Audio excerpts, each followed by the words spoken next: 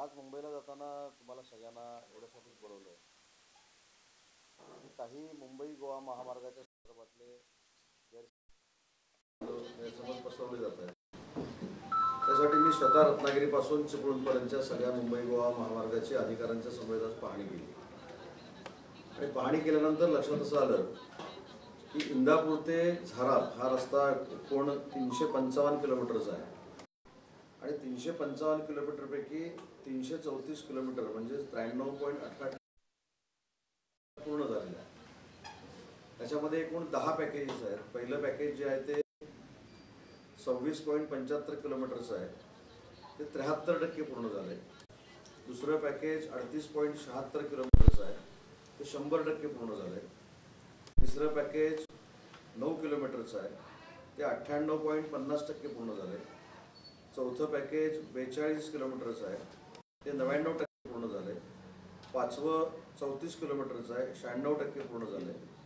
सहावं 39 किलोमीटरचं आहे, 80% पूर्ण झालं,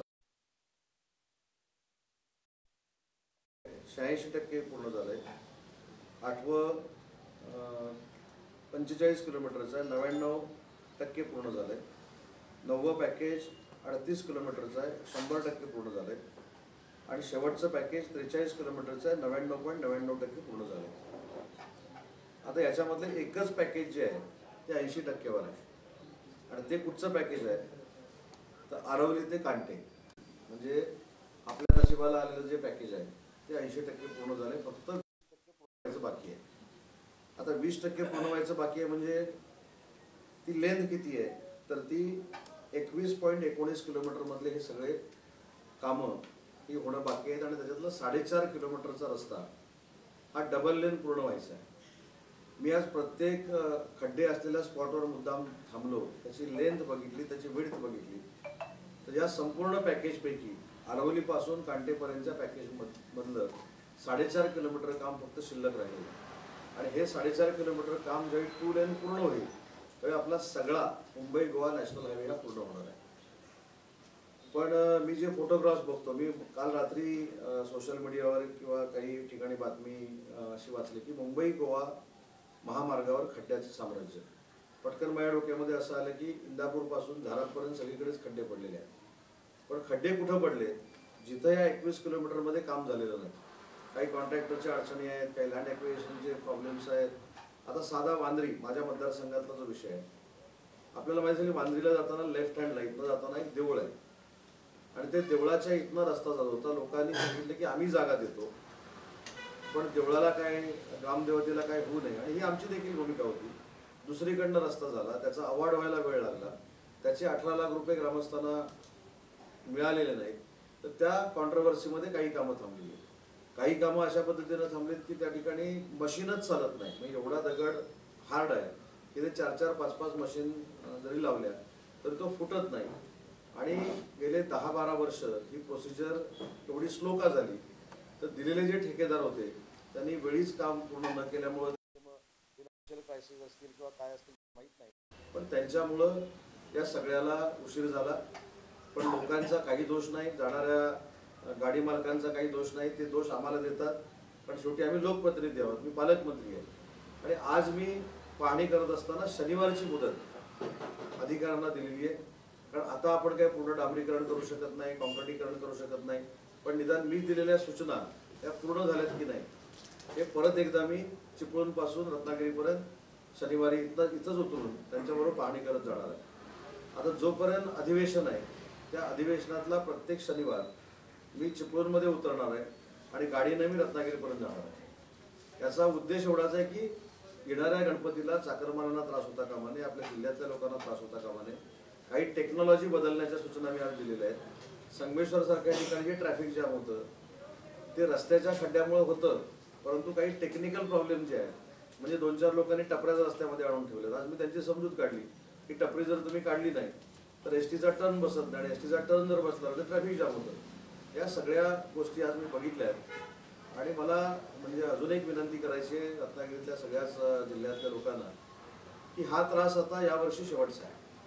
पुढच्या वर्षीपासून कुठचाही सण असू दे, आपला चाकरमानी, आपला रत्नागिरी जिल्ह्यातला माणूस हा अतिशय चांगल्या रस्त्यानं रत्नागिरीमध्ये येईल.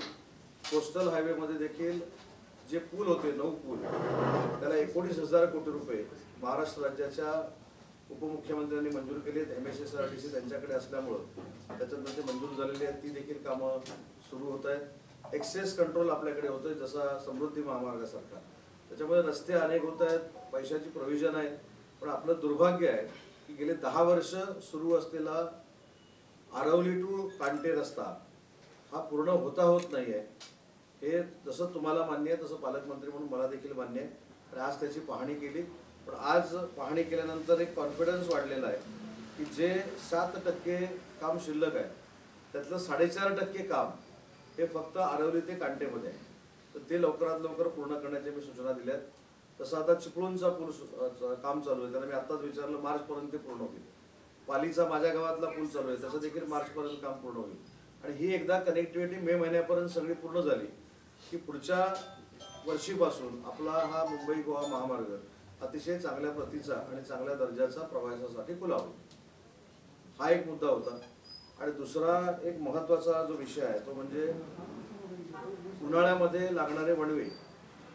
तर या वणव्याच्या संदर्भात कायमस्वरूपी मार्ग काढण्यासाठी चिपळूणमध्ये शनिवारी सकाळी 10 वाजता वणवा मुक्त अभियान या अंतर्गत एक मोठा शेतकऱ्यांचा कार्यक्रम ठेवलेला आहे. नंदुरबारचे एक फॉरेस्ट ऑफिसर आहे, त्यांनी एक फार मोठी वणव्याच्या विरोधातली मोहीम उघडली आणि यावर्षी 70% वणव्यांची कमी ही नंदुरबारमध्ये झाली. तर त्यांचं मार्गदर्शन ठेवलंय वन खात्याच्या मार्फत. आणि वणव्यावर कायमस्वरूपी कसा मार्ग काढता येईल यासाठी कार्यशाळेचं आयोजन देखील शनिवारी सकाळी 10 वाजता इंदिरा गांधी सांस्कृतिक केंद्रामध्ये केलेलं आहे. साहेब, मुंबई गोवा हायवेचा तुम्ही सगळा परिसर बघितलेला आहे. परशुराम घाटाची अवस्था थोडीशी बिकट दिसते प्रत्येक वेळेला. म्हणजे आता तरी अजून जून महिना आला असला तरी पावसाळा तेवढा सुरू झालेला नसल्यासारखा दिसतो. मध्यंतरी त्याची ते गॅबियन वॉलला पतडे गेले, त्याची हाईट वाढवलेली आहे. त्याच्या कामाच्या दर्जाबद्दल काय तुम्ही माहिती घेतली का? दर्जा जर सुमार दर्जाचा असेल त्याची चौकशी होईल, कॉन्ट्रॅक्टरवर कारवाई होईल, अधिकाऱ्यांवर कारवाई होईल. पण सध्याची प्रायोरिटी की पावसामध्ये आणि गणपतीच्या तोंडाला आपले सगळे रस्ते हे अतिशय चांगले असले पाहिजे. चिपळूणपर्यंतचा भाग हा रत्नागिरी डिव्हिजनमध्ये येतो आणि लोट्यापासूनचा जो भाग आहे तो पेडमध्ये होता. जाताना ते देखील मी बघणार आहे. पण लोट्याच्या बाबतीमध्ये जर शंका असतील तर त्याची चौकशी नक्की करू. पण आता प्राधान्यक्रम आहे की पाऊस आता कुठं सुरू झाला आणि आत्ता सुरू होण्याची जर परिस्थिती असेल तर अजून 2 महिने जोरदार पाऊस पडणार आहे. तर त्यावेळी देखील सुस्थितीत सगळे रस्ते असले पाहिजेत म्हणून आम्ही गौरव करतो. सर एक मिनिट. त्या फरशी पुलापासून पूर्ण परशुराम घाट हा जो धोकादायक होतो, पावसाळ्यामध्ये दरड कोसळते, रस्ता बंद केला जातो. त्याला एक चांगला पर्यायी मार्ग खालून धामणदेवी आणि सोनगाव मार्गे आहे. त्याचा जर अभ्यास केला तर लोकांना किमान 4 व्हीलर जाण्यासाठी त्याचा फायदा होऊ शकतो. त्याचा जरा अधिकाऱ्यांकडनं माहिती घेतली तर बरं होईल. नाही, अधिकाऱ्यांकडनं माहिती घेण्यापेक्षा तिथं पार्किंगला देखील स्पेस ठेवण्याचा निर्णय आपण घेतलेला आहे. आयत्या वेळी नैसर्गिक आपत्ती जर निर्माण झाली तर त्याला तोच पर्याय आहे. पंतप्रधान सडकमधनं त्याचं कामाचं नियोजन देखील आपण केलेलं आहे, परंतु पंतप्रधान सडकचं टार्गेट आलं नसल्यामुळं ते थांबलेलं आहे. दुसरी महत्त्वाची गोष्ट की त्याची डागडुजी करण्याच्या देखील सूचना दिलेल्या आहेत. आणि पार्किंग स्पेस का ठेवली तर उद्या एखादी नैसर्गिक आपत्ती आली आणि ट्रॅफिक जाम झालं तर लेन क्रॉस करण्यासाठी पार्किंगची जागा असावी लागते. ते देखील झोन निर्माण करण्याचा निर्णय आपण घेतला. मग एक विषय असा आहे की आता हायवे संदर्भातला आहे तो शहरासमोर 3/5/2025 तुमची बैठक झाली. हे काय माझ्याकडे त्यावेळी हायवेवाल्यांनी तुम्ही पुराव्याशिवाय बोलतच नाही माहिती. त्यावेळी हायवेच्या मध्ये जे पाण्याची पाईपलाईन आहे ते बदला म्हणून त्या अधिकाऱ्यांना सांगितलं. मी जर प्रॉब्लेम आला, तासाभर जरी प्रॉब्लेम आला तर तुमच्यावर कारवाई करू. ते काही झालेलं नाही. त्याच्यानंतर मध्ये बैठक झाली तेव्हाही झाला विषय, त्याच्याही पुढे नाही. अगदी कालचा एक ताजा व्हिडिओ आहे माझ्याकडे हायवेच्या पाईपलाईन गळतीचा, एक्सपायर पण झालेला नाही. तर तो तुम्हाला बघायचा असेल तर दाखवतो. तर ही परिस्थिती काय येते कारण हा आता आपण ज्या बसलो आहे ऑफिसमध्ये, उमेश सपकाळचा ऑफिस शहर प्रमुख आहे, त्यांचा मतदारसंघ आहे आणि त्यांची 24 तास गस्त असते इकडे. त्यामुळे तेवढे तरी किमान निदान हायवेवरचा जो 50% भाग नळपाणीचा आहे नगरपालिकेचा, त्यात सगळे उल्लेख केलेले आहेत त्यांनी. त्यातलं कुठलंही काम पूर्ण झालेलं नाही.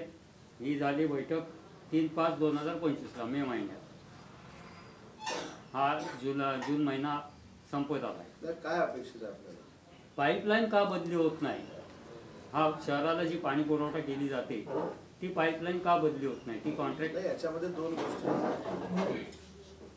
याच्यामध्ये दोन गोष्टी आहेत की नगरपालिकेच्या पाईपलाईनवर जर कॉन्क्रीट झालेलं असेल किंवा भविष्यामध्ये होणार असेल तर ती बदलली गेली पाहिजे. माझ्या मीटिंगमध्ये जो मुद्दा झाला होता ते काही स्पॉट मला सांगितले होते, बरोबर ना?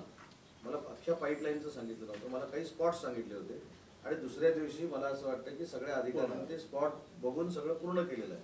पाईपलाईन अख्खी बदलण्याच्या संदर्भामध्ये माझ्या बैठकीमध्ये कुठे चर्चा झाली होती? काही स्पॉट होते जिथे लिकेजेस आहेत आणि ते लिकेजेस हायवेच्या मस्तीमुळे होत आहेत, म्हणजे हायवेच्या अधिकाऱ्यांच्या मस्तीमुळे होत आहेत. अशा काय म्हणतात त्याला, जहाल भूमिका काही मंडळींच्या होत्या आणि त्याच्यावर आपण मार्ग काढला. माझ्या माहितीप्रमाणे त्याच दिवशी सर्वे झाला आणि पुढच्या 2 दिवसामध्ये जे उमेश सकपाळनी मुद्दा मांडला होता वाटतं तो आपण क्लिअर केला. मुळात हायवेवरनं जी पाईपलाईन जाते ते पूर्ण हायवेवरची जी पाईपलाईन जाते शहराची ती बदलायचं कॉन्ट्रॅक्ट हायवेवाल्यांनी एकाला दिलेलं आहे. हा, मग असं सांगा मला. तेच सांगतोय की ते अजून का होत नाहीये, म्हणजे शिफ्ट करायचं. तुम्ही मला बैठकीचा उल्लेख करून सांगितलं की बैठकीमध्ये पाईपलाईन बदलण्याच्या संदर्भामध्ये मी निर्देश दिले होते. तसा विषय झाला नव्हता. माझ्याकडे स्पेसिफिक लिकेजच्या संदर्भामध्ये होते काही स्पॉट आणि ते 2-4 दिवसातच आपण.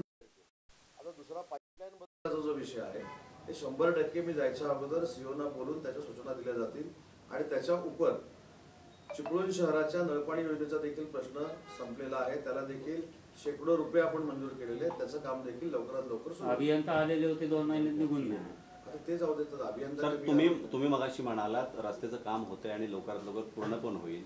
मात्र धामणीच्या इथे जवळजवळ म्हणजे जेव्हा मागजनला पाणी बाजारपेठेत भरलं होतं त्यावेळेला आम्ही तिथे स्वतः गेलो होतो. तिथे जवळ गुडघाभर पाणी हायवेवर होतं. साधारण 50 ते 60 मीटर लांब एवढं गुडघाभर रस्त्यावर पाणी होतं आणि इकडे बाजूला नदी आहे. नदी आणि रस्ता फरक जाणत नव्हता. याच्यावर तुम्ही काय करणार आहात? नाही, ही सगळी कामं जे 7% पूर्ण नॅशनल हायवेचं काम शिल्लक आहे त्याच्यामध्ये इन्क्लूड आहेत.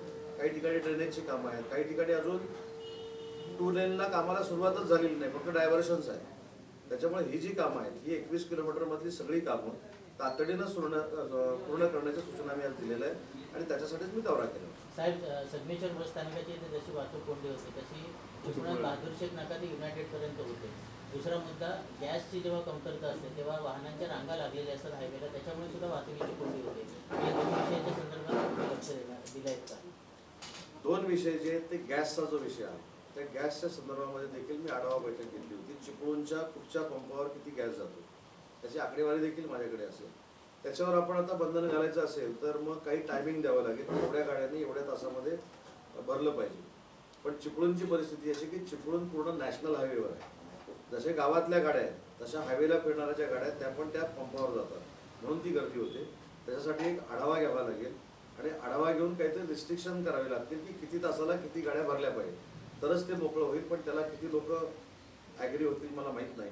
आता स्थानिक गाड्या आणि बाहेरनं येणाऱ्या गाड्या यांची संख्या देखील प्रचंड आहे. मला तर असं वाटतं की स्थानिक गाड्यांपेक्षा बाहेरच्या गाड्यांची संख्या मोठी असू शकते हायवे असल्यामुळे, आणि म्हणून ते होते. तहसीलदार इथं आहे, तुम्ही त्याच्यामध्ये बैठक घ्या आणि ट्रॅफिकची कोंडी होणार नाही याची दक्षता घ्या.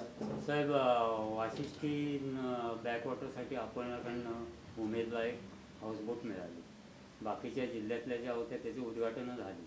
त्या काय थोडे 2 महिने त्यांना हे मिळालं, काय असतील ते पर्यटक. चिपळूणची हाऊसबोट ती जी किनाऱ्याला आहे ती उद्घाटन नव्हतं, अजून किनाऱ्यालाच आहे. तुमच्या हस्ते आधी पहिलं अभिनंदन करा. हां, दिली त्याचं अभिनंदन. नाही, आम्ही तेव्हाच अभिनंदन बातमीच पहिली केलेली अभिनंदन म्हणून, पण ती तुमच्या हस्ते उद्घाटन व्हायचे म्हणून थांबले. मी तुमचं काम माझ्या उद्घाटनासाठी थांबवत नाही.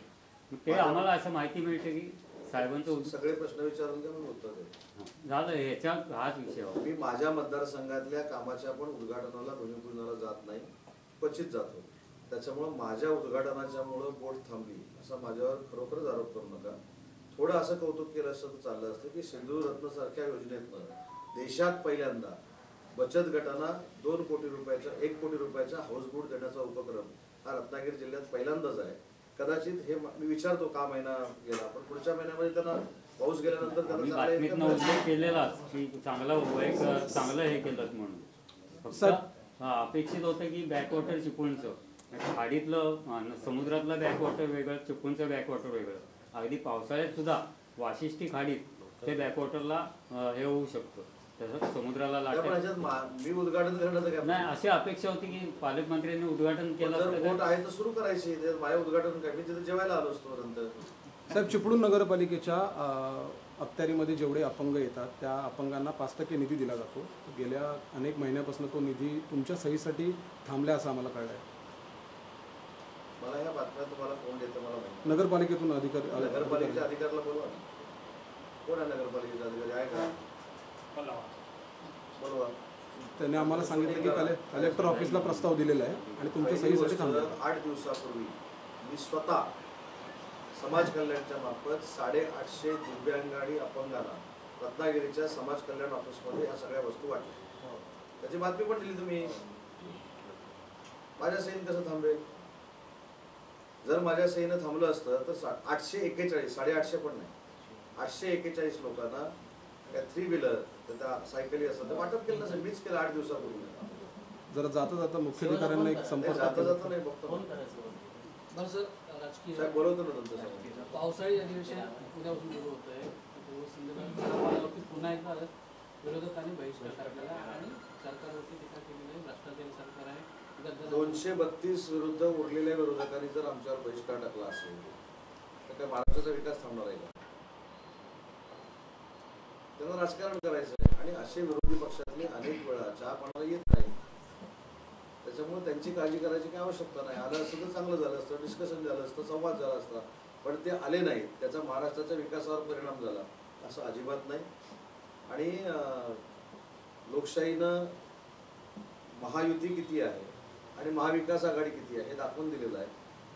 लोकशाहीमध्ये त्याच्यावर मला टीका करायची नाही त्यांच्या संख्येवर, पण सारखं बहिष्कार घातलाय. बहिष्कार घालून उपयोग काय? मुख्यमंत्री, दोन्ही उपमुख्यमंत्री महाराष्ट्राच्या विकासासाठी अतिशय चांगलं काम करतात. आता उदाहरण जर द्यायचं झालं तर मागच्या देखील चहापानावर त्यांनी बहिष्कार घातला होता. म्हणून वाशिष्ठी नदीचा गाळ काढायचा थांबला का?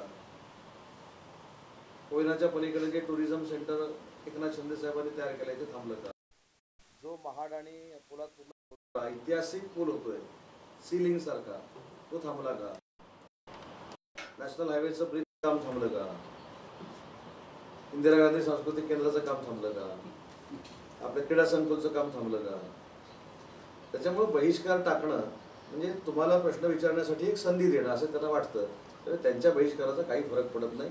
विकासाची कामं आहेत तशी चालू राहणार. सर, रायगड जिल्ह्याच्या पालकमंत्री पदावरून भरत शेठ गोगावले अजूनही आक्रमक आहे आणि त्यांचं असं म्हणणं आहे की आमच्या महाविकास आघाडीमध्ये रायगडच्या पालकमंत्री पदापेक्षा इथल्या रत्नागिरीच्या पालकमंत्र्याला प्रश्न विचारा काय पाहिजे ते बघतील नेते. कसं आहे, तो पक्षाचा आता राजकीय विषय आला म्हणून म्हटलं की त्यांचं सांगितलं ना, त्याच्यावर 3 नेते बसून निर्णय घेतील, शिंदे साहेब, देवेंद्रजी आणि अजितदादा.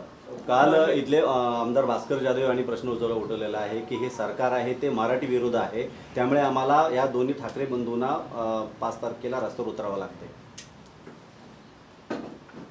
भास्कर जाधव साहेबांना कदाचित माहिती नसावी. मी प्रस्ताव आपल्याकडे आज देऊन जातो. 22 फेब्रुवारी 2022ला महाराष्ट्र राज्याचे मुख्यमंत्री UBTचे पक्षप्रमुख असताना हिंदी सक्ती व्हावी हा अहवाल त्यांनी स्वीकारला. त्याचे डॉक्युमेंट्स देखील आहे. आता झालंय कसं, महानगरपालिकेची निवडणूक आहे, त्याच्यामुळं मनसेनं काढलेल्या मोर्चामध्ये त्यांना जायचं आहे. त्यांना शुभेच्छा आहे. दीपक पवारांनी जे आंदोलन 7 तारखेला ठरवलं होतं त्याच्या आंदोलनाला पाठिंबा देण्यासाठी UBTचा खरा मोर्चा होता. पण ज्यावेळी आम्ही सगळ्यांनी सांगितलं की हिंदी सक्ती हा शब्द 2022ला UBTचे पक्षप्रमुख मुख्यमंत्री असताना त्यांनी माशेलकर साहेबांचा तो प्रस्ताव स्वीकारलेला आहे, तोपर्यंत हिंदी सक्ती नव्हती. हिंदी सक्ती करण्याचं काम त्यांनी केलंय. आणि हे जेव्हा लोकांसमोर आलं आणि 7 तारखेला स्वतःच्या मोर्चाला किती लोक येतील हे प्रश्नचिन्ह निर्माण झालं, तरी त्यांनी सोयीस्कर भूमिका घेतली की आता मनसेचा जो मोर्चा आहे त्याच्यामध्ये आपण सामील होऊया. आता ते मनसेच्या मोर्चामध्ये जर सामील झाले तर 6 तारखेला सकाळी नक्की सांगतील की मनसेपेक्षा जास्ती गर्दी UBTची होती. साहेब, मराठी माणसासाठी शिंदे, मनसे आणि ठाकरे एकत्र आले पाहिजे असं गजानन कीर्तिकर म्हणतात. गजानन कीर्तिकर म्हणतात मराठी माणसासाठी शिंदे, मनसे आणि ठाकरे एकत्र आले पाहिजे. शिवसेना धनुष्यबाणाची जी आहे ती एकनाथ शिंदे साहेबांच्या नेतृत्वाखाली चालते. एकनाथ शिंदे साहेबांचा हवा का काय विधानसभेला महाराष्ट्राच्या जनतेनं दाखवून दिलेला आहे. 80 पैकी 60 जागा आम्ही जिंकलेलो आहोत. आपला स्वतंत्र विचार आहे आणि तो बाळासाहेबांचा विचार आहे. माझं वैयक्तिक मत जर विचाराल तर मनसेच्या बाबतीमध्ये विचार करू शकू, परंतु परत पूर्वीच्या युबीटी बरोबर युती करावी का असं मला जर प्रश्न विचारला तर त्याची काही आवश्यकता नाही असं माझं मत आहे. सर, कुंभारली घाटाची अवस्था दयनीय आहे. दुसरी गोष्ट पाहिलं तर पाटणमध्ये आता रस्ता पूर्ण दिसत आहे. अजूनपर्यंत कुंभारली घाट बंद आहे. ते कुंभारली घाट बंद आहे त्याचं कारण पाऊस आहे. वाहनांना बंदी आहे. पाऊस आहे त्याच्यामुळं काही आता माझ्यावर अधिकारी देखील आहेत, त्यांचं म्हणणं आहे की काही ठिकाणी खचण्याची देखील शक्यता आहे, काही ठिकाणी लँडस्लाईड होण्याची शक्यता आहे, म्हणून हे बंद ठेवलेले आहे. ही कामं पूर्ण झाल्यानंतर अशी वेळ येणारच नाही, कारण त्याचं पण काम मंजूर झालं. त्याचा त्रास सहन करावा लागतो ना सरकार. त्या ठिकाणी वरती पश्चिम महाराष्ट्राचा जो कोकण आहे, पश्चिम महाराष्ट्राचा जो दुवा आहे तो आता पूर्णपणे बंद आहे. नाही, त्रास होतो याच्याबद्दल दुमत असण्याचं काहीच कारण नाही, पण एखादं काम करत असताना ते काम करताना काही अडचणी येतात, त्या तर आपण स्वीकारल्या पाहिजे. एखादा रस्ता जर करायचा असेल तर तो खणला नाही, त्याचं कॉन्क्रिटीकरण केलं नाही, त्याच्यावर अस्फाल्टिंग केलं नाही, आणि दुसरं ते सगळ्या मशिनरी जे आहेत त्या आपण आकाशातनं करू शकत नाही, त्यात जमिनीवर ठेवायला लागतं. त्याच्यामुळं परिस्थिती होते, कधी कधी जनतेची अडचण होते, जनता रागवते, याच्याशी मी पूर्ण सहमत आहे. पण एकदा ते काम पूर्ण झाल्यानंतर जनतेला देखील दिलासा मिळेल.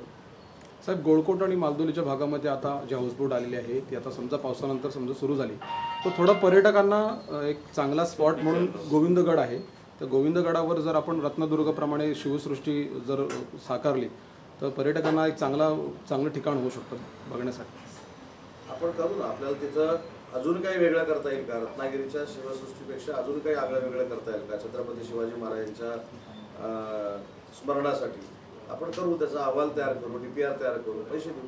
गेल्या वर्षी करंजेश्वरी देवस्थानच्या वतीने त्या ठिकाणी शस्त्रांचं प्रदर्शन वगैरे केलेलं होतं आणि त्यावेळेला नागरिकांनी देखील इच्छा व्यक्त केली होती की शस्त्रांचं एखादं म्युझियम जर त्या ठिकाणी झालं. काही चांगल्यात चांगलं करू, काय करायचं असेल. दुसरा एक प्रश्न, चिपळूण शहरामधल्या सांडपाण्यापैकी गोळकोट रोडची जी सांडपाणी जे जातं ते वाशिष्ठीच्या किनारी क्रोकोडाईल पॉईंट नावाचं एक छोटंसं तलाव आहे. त्या तलावात ठिकाणी जाऊन ते थांबतं. तिथे सीवेज प्लांट करायचा नगरपालिकेचा प्लॅन आहे. तो जर मार्गी लागला, त्यांनी केलं वाटतं, मला ते सांगत होते. नाही झालं, ते रेंगाळलंय कुठेतरी. सीओ नाही आले का? कोण नगरपालिका कोण नाही? नगरपालिकेमध्ये कोणतरी पाहिजे ना. पावसाळा आहे, 24/7 नगरपालिकेतले अधिकारी पाहिजे. ठीक आहे, मी त्यांना आता विचारतो. हां, कारण ते जवळजवळ 100 ते 150 बिल्डिंग आहेत आणि त्याचं सगळं सांडपाणी जाऊन तिथे शेतात थांबतंय.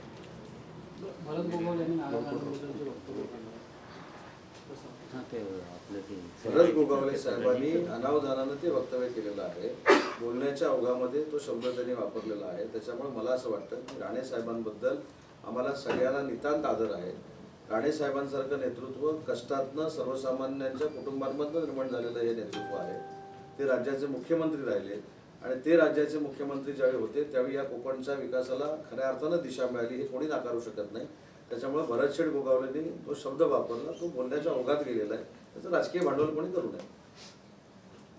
हिंदीचा जो JR आहे भाषेचा, त्या JRची आज राज्यभरात उद्धव गटाकडून होळी केली जाते.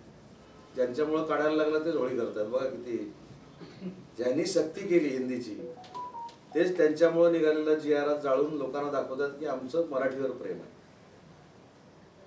त्याच्यामुळे एक आता माझ्याकडे नाही लॅपटॉपमध्ये एक मुलाखत पण तुम्हाला मी दाखवली असती की मराठीवरच्या यांच्या प्रेमाची, मी दाखवली ती मुंबईमध्ये. तर त्याचा देखील आपण सगळ्यांनी अभ्यास करावा ही विनंती आहे. धन्यवाद.